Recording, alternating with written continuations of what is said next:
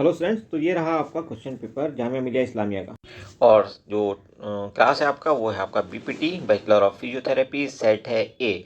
2017 question paper है। यहाँ पे आप देख सकते हैं, बाकी कंडीशंस आप डिटेल में पढ़ लेना, कितनी नेगेटिव मार्किंग वगैरह की क्या कंडीशंस हैं और क्या इंस्ट्रक्शंस होती हैं, वो पीडीएफ आप टेलीग्राम ग्रुप से ले सकते हैं। बहरहाल आज के वीडियो में हम देखेंगे केमिस्ट्री के जो इसमें 25 क्वेश्चंस पूछे जाते हैं उनका detailed solution with tricks and tips, so that आपका जो कॉन्फिडेंस लेवल है वो ऊपर पहुंच सके और आप आसानी से इस एग्जाम को ना सिर्फ क्वालिफाई कर सकें बल्कि इस तरह के और जो एग्जाम आप दे रहे हैं लाइक नीट या बीएससी का एंट्रेंस एग्जामिनेशन, उसमें भी आपको हेल्प मिल सके। चाहे आप एमयू के लिए दें, चाहे आप जामिया के लिए दें, चाहे आप सीयूईटी के लिए दें, what ever. Okay, let's move now on question number 76। Question number 76 से ही केमिस्ट्री क्वेश्चन शुरू हो रहे हैं। ओके, तो ये आ गए आपके केमिस्ट्री क्वेश्चंस। 76 नंबर पहला सवाल है, उससे पहले फिजिक्स के सवाल है 25। पहला सवाल देखिए, कहता है amino acids are joined by. तो आप जानते हो कि अमीनो एसिड जो पेप्टाइड बॉन्ड से जुड़े होते हैं, तो ऑप्शन आपका ए करेक्ट हो जाएगा। इसके अलावा ग्लाइकोसाइडिक बॉन्ड जो होता है वो आपका कहाँ कहाँ पे होता है, तो वो आपका कार्बोहाइड्रेट्स में होता है, इसके अलावा डीएनए में होता है। तो यहाँ पे आपका आंसर पेप्टाइड बॉन्ड हो जाता है। Next is question number 77। The specific gravity of A crystal is influenced by which of the following defects. तो यहाँ पे जो डिफेक्ट डेंसिटी पे इम्पैक्ट डालता है वो होता है आपका शॉर्टकी डिफेक्ट, क्योंकि इसमें आपका डेंसिटी कम हो जाती है। ओके, और डेंसिटी डायरेक्टली रिलेटेड होती है स्पेसिफिक ग्रेविटी के साथ, तो इसलिए स्पेसिफिक ग्रेविटी जो है वो शॉर्टकी डिफेक्ट में चेंज हो जाएगी, इन्फ्लुएंस हो जाएगी। तो ऑप्शन आपका बी यहाँ पे करेक्ट हो जाएगा। Next is question number 78। The SI unit of specific resistance rho. तो आप जानते हो कि स्पेसिफिक रेजिस्टेंस के लिए फार्मूला क्या होता है और रेजिस्टेंस के साथ इसका क्या रिलेशनशिप होता है। रेजिस्टेंस अगर आर है तो यहाँ पे आपका रो हो जाएगा और ये हो जाएगा एल अपॉन ए।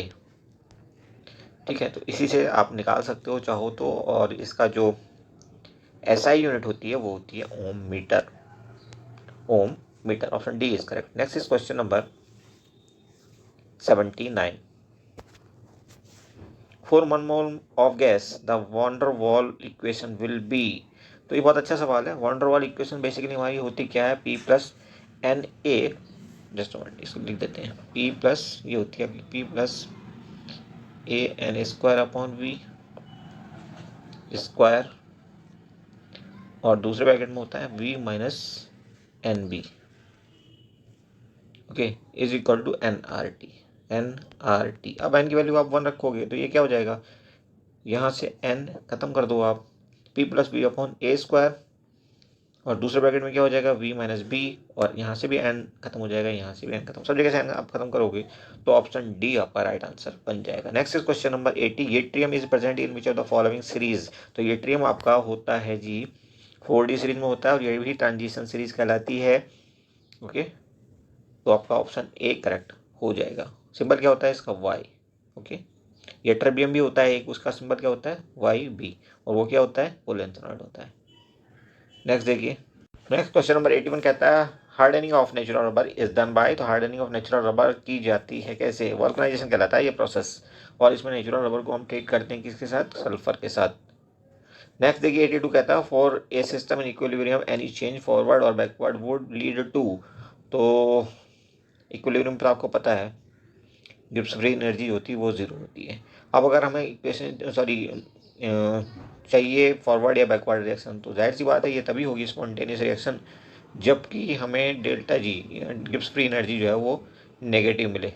ओके, तो decrease in Gibbs free energy, option B is correct. Next is question number 83। XeF2 is. तो इसका शेप पूछा है, शेप कैसा होता है, इसका शेप होता है इसका लीनियर। और अगर हम बात करें इसके हाइब्रिडाइजेशन की, तो देखिए एक्स के पास वैलेंस इलेक्ट्रॉन कितने होते हैं, XE के पास होते हैं 8 और F2 के पास होते हैं 7 और 7 14 14। ओके, तो टोटल हो जाएगा यहाँ पे 22।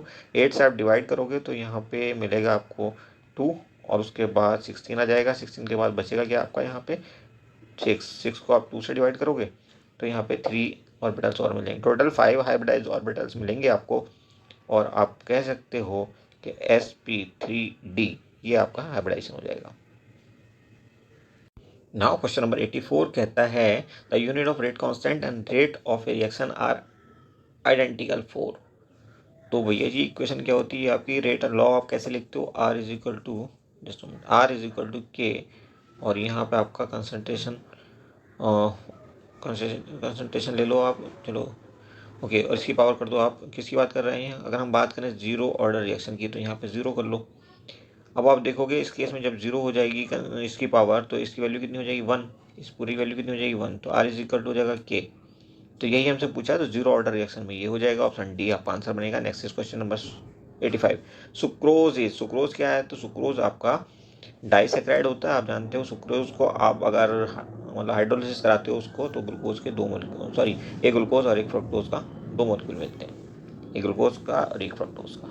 ओके, तो ऑप्शन बी आपका बिल्कुल सही है यहाँ पे। वहीं अगर हम बात करें लैक्टोज की, लैक्टोज भी एक डाइसेक्राइड होता है, और लैक्टोज अपने हाइड्रोलिसिस पे हमें क्या देता है, alpha D, sorry beta D glucose और beta D galactose, beta D galactose, GALACTOS galactose और बीटा डी ग्लूकोज, ठीक है जी, ये दो मॉलिक्यूल्स मिलते हैं हमें। और अगर हम बात करें माल्टोज की, जिसे माल्ट भी कहते हैं, तो माल्टोज भी एक डाइसेक्राइड है, वो अपने हाइड्रोलिसिस पे क्या देता है, ये देता है आपको अल्फा डी ग्लूकोज और अल्फा डी ग्लूकोज, यानी कि 2 यूनिट देता है ग्लूकोज की, ठीक है जी। तो नेक्स्ट टाइम में भी इस तरह का कोई सवाल आ जाए, इस तरह के सवाल इसीलिए डिस्कस कर रहे हैं। Okay, next question is 86। तो एजियोट्रॉपिक मिक्सचर क्या होते हैं, ये वो मिक्सचर होते हैं जो कि which do not follow Raoult law, they do not obey Raoult law. तो ऑप्शन बी आपका करेक्ट हो जाएगा। Next question number 87। Carbyl reaction is the characteristic reaction of, तो एमीन देती है इस तरह की reaction carbyl amine reactions. Next is question number 88। Nucleoside is, तो न्यूक्लियोसाइड हम तब कहते हैं जबकि यहाँ पे सिर्फ हमारे पास बेस और शुगर ही हो, फॉस्फोरिक एसिड ना हो, तो ऑप्शन सी करेक्ट हो जाएगा। Okay, next question number 89।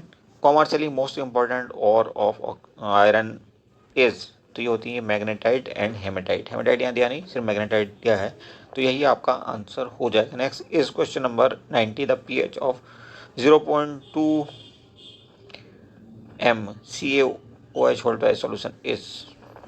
अब देखिए, अगर CaOH होल ट्वाइस डिसोसिएट होगा तो कुछ इस ढंग से होगा, नोट करते रहना, एक एक चीज़ हम आपको बिल्कुल क्लियर कर देंगे। CaOH होल ट्वाइस जब ये डिसोसिएट होगा तो आपको मिलेगा Ca2 प्लस, ओके, और साथ ही साथ आपको मिलेगा 2OH माइनस, ओके।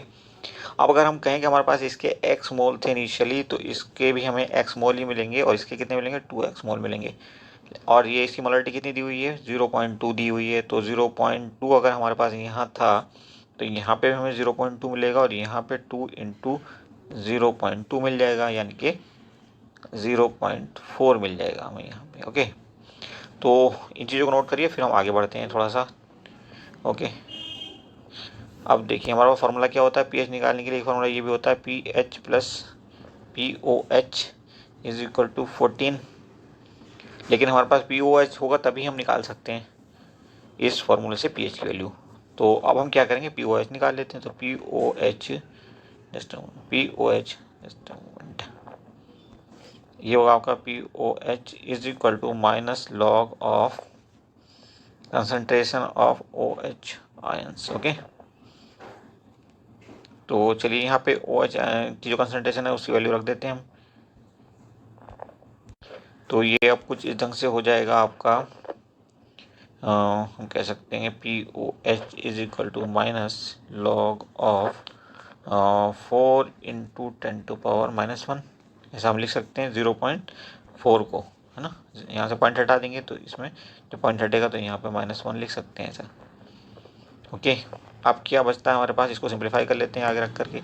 तो यहाँ से हमें देखो माइनस आप ऐसे ही लगा लो और जी ब्रैकेट लगा लो यहीं पे, तो यहाँ से हमें मिलेगा log 4, और यहाँ से हमें मिलेगा प्लस का, सॉरी माइनस का,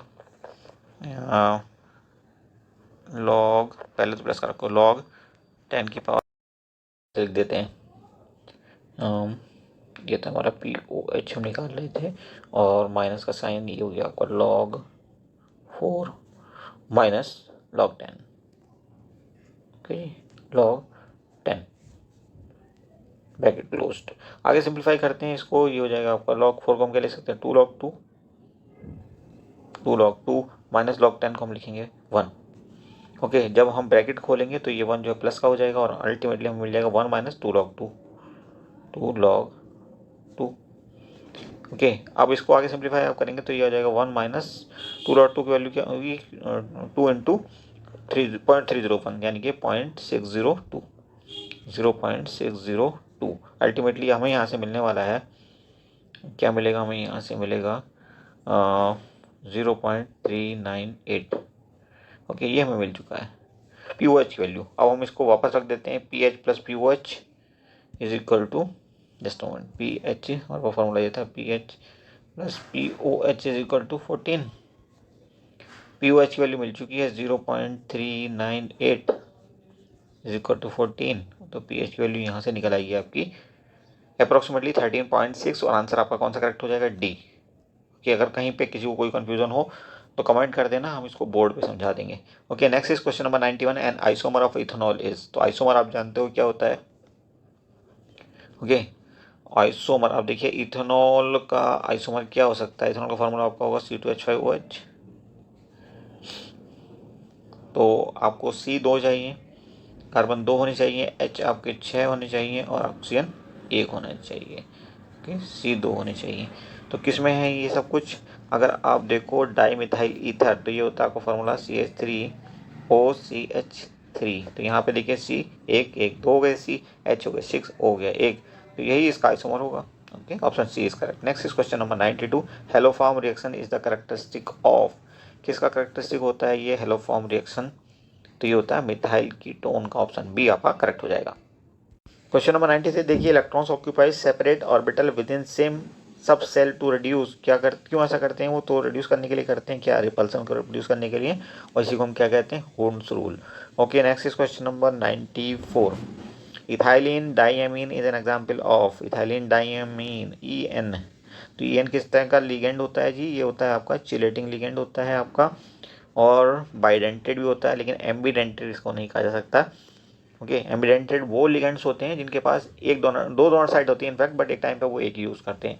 EN क्या करता है, दोनों डोनर साइड एक साथ यूज़ करता है, तो हम इसको चिलेटिंग लिगेंड तो कह सकते हैं। Okay, next is 95, which of the following is not a state function. इनमें से कौन सा स्टेट फंक्शन नहीं है, तो स्टेट फंक्शन आप जानते हो कि ये सब तो हैं, लेकिन W क्या होता है, W और हीट, W मतलब वर्क और हीट, ये होते हैं आपके पाथ फंक्शन, तो ऑप्शन ए करेक्ट हो जाएगा आपका। Next in 96, the moderator use in nuclear reactors. तो मॉडरेटर्स हमारे कौन कौन से यूज होते हैं इन न्यूक्लियर रिएक्टर्स में, ग्रेफाइट होता है, वाटर भी होता है और हैवी वाटर भी होता है। सबसे अच्छा यहाँ पे हैवी वाटर तो है ही नहीं, सबसे अच्छा यहाँ पे है ऑप्शन आपका option B. Okay, next is question number 97, which of the following compound is most reactive towards nucleophilic addition reaction. Nucleophilic addition reaction के लिए इनमें से कौन सबसे ज़्यादा रिएक्टिव होगा, तो आप जानते हो कि न्यूक्लियोफिलिक एडिशन तब होगा जबकि हमें कार्बोकैटायन पे ज़्यादा से ज़्यादा पॉजिटिव चार्ज मिल जाए। अब यहाँ पे आपको CO दिया, यहाँ भी CO दिया, यहाँ भी और यहाँ भी।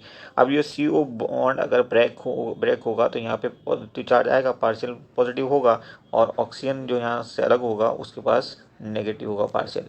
ओके, क्योंकि ऑक्सीजन कार्बन के मुकाबले ज़्यादा इलेक्ट्रोनेगेटिव है। अब हमें देखना क्या है, हमें ये देखना है कि किस पे पॉजिटिव चार्ज C के अंदर ज़्यादा होगा, C पे। ओके, तो अगर हमें यहाँ कोई इलेक्ट्रॉन विड्रॉइंग ग्रुप मिल जाता है तो बेस्ट रहेगा, EWG जैसे NO2, तो वो तो कोई EWG तो हमारे पास कोई है नहीं, तो अब हम क्या करें। तो अब देखिए कहाँ पे जो है ये सब इलेक्ट्रॉन डोनेटिंग ग्रुप्स हैं, ये भी इलेक्ट्रॉन डोनेटिंग है, ये भी CH3 यहाँ लगा, यहाँ भी, तो ये इलेक्ट्रॉन डोनेटिंग ग्रुप है, यानी कि ये तो और हालत ख़राब कर देगा। तो जहाँ पे CH3 ज़्यादा लगे हैं वो हमारा ऑप्शन नहीं हो सकता, ये हमारा आंसर नहीं हो सकता, क्योंकि ये कार्बन पे इलेक्ट्रॉन भेजेगा, तो कार्बन का कार्बन पे पॉजिटिव चार्ज कम हो जाएगा तो हमारा मामला गड़बड़ होगा। ओके, तो सबसे अच्छा इनमें से फिर कौन सा हो जाएगा, अब ये हो सकता है या फिर ये हो सकता है या फिर ये हो सकता है, लेकिन C और D के केस में क्या है कि यहाँ पे बेंजीन लगा है, और बेंजीन आने की वजह से क्या होगा, यहाँ पे हिंडेंस बहुत बढ़ जाएगा, स्टेरिक हिंडेंस बहुत ज़्यादा बढ़ जाएगा, ये बहुत बल्कि ग्रुप है, तो ये दोनों भी हमारे सी और डी आंसर नहीं हो सकते। ओके, अब हमारे पास आंसर बचता है सिर्फ ए, तो ए हमारा सबसे ज़्यादा रिएक्टिव होगा towards nucleophilic addition. Next is 98, propanone is an IUPAC name of. तो प्रोपेनॉन की बात हो रही है, यानी कि 3 कार्बन है यहाँ पे, तो 3 कार्बन होंगे तो देखिए किस ढंग से बन सकता है मॉलिक्यूल।